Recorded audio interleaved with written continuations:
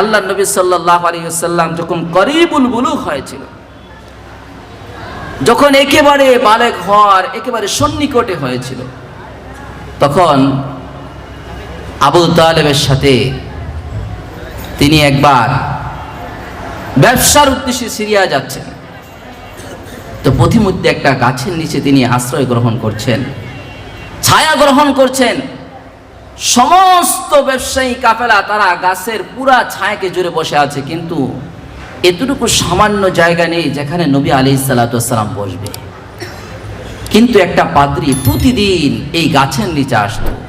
তিনি তাওরাত কিতাবে পড়েছে যে আখিরি জমানার একজন নবী আছে যার নাম হবে মুহাম্মদ, সে যে কোনো একদিন হতে পারে এই গাছের নিচে তিনি এসে বসবেন। সুবহানাল্লাহ বলেন।